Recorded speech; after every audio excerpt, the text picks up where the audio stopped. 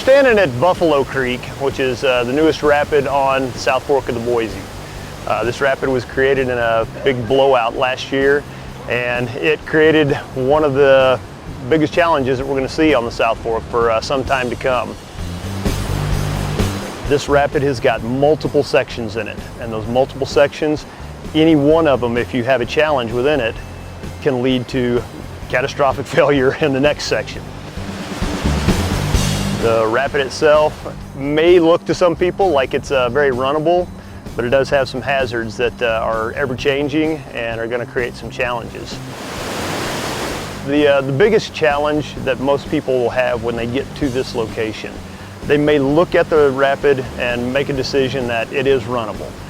For some experienced boaters, very possibly it is runnable. For those who are not sure, maybe they don't have quite the experience, they need to look at the Portage as their only option for getting around this.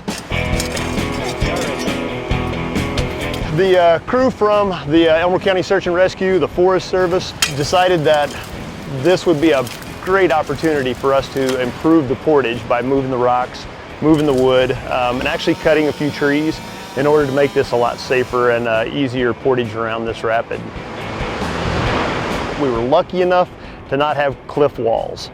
We actually had an embankment that we could actually do some work with in order to be able to re-enter the river below the rapid. It is still challenging. Be very careful. Be aware that proper footwear whenever you walk through this is going to definitely be a necessity. Entry back into the river is very limited, and so you do need to be prepared to pack light so that you're not trying to deal with heavy dry boxes, heavy coolers, and your largest boats when you're actually getting back into the water.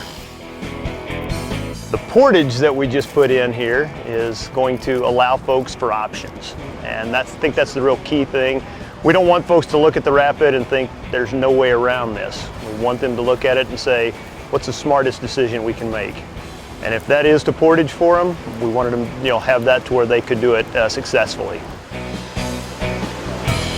South Fork of the Boise, one of the most beautiful areas that you're going to go to, especially as close to actually Mountain Home and to Boise that it is. The South Fork doesn't require a permit.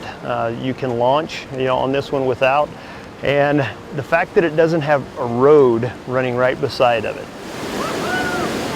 If you can imagine one that has 19 miles of roadless access, such a spectacular place. Bald eagles, golden eagles, osprey, the wildlife that you have the potential to see out here is just out of this world. Definitely one of the jewels that we've got in the state of Idaho.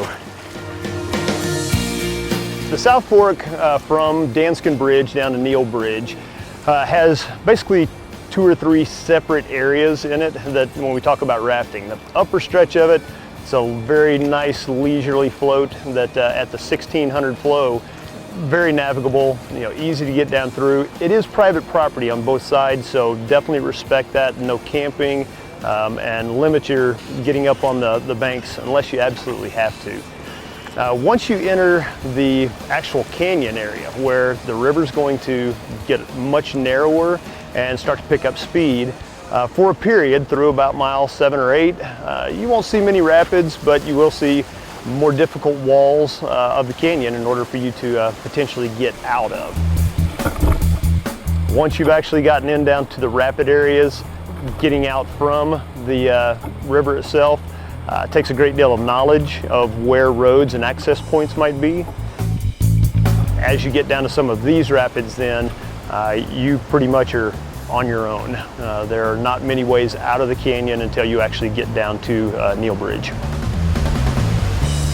One of the things that we really have to consider while we're out here, we have to understand that the remoteness of this location could mean that an accident, a piece of equipment failing, somebody actually being stuck in the middle of a rapid, you may be at least a day away from actual rescue opportunities. And you might not get reported that you're actually out here on the river and haven't showed up until the next day. So keep in mind that even a class 3 out here, just a simple mistake, an accident, can turn into a very life-threatening situation.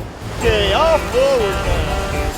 The biggest challenges we see on this stretch are the unknowns, whether that be from the rapids, the weather, the potential for fires.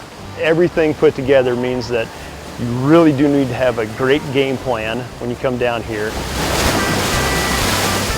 Respect it. Make sure that simple things like an area that has no toilet facilities is being respected.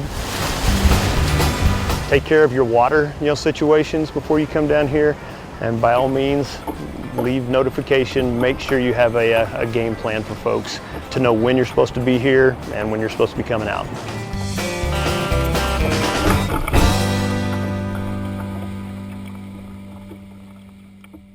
Hi, I'm Stephanie Church. I'm the Mountain Home District Ranger responsible for recreation on the lower South Fork of the Boise River. This landscape has been heavily impacted by wildland fires and mudslides over the last several years, and the river is in an ever-changing condition. Slopes above the river are still unstable and may be up to the next decade.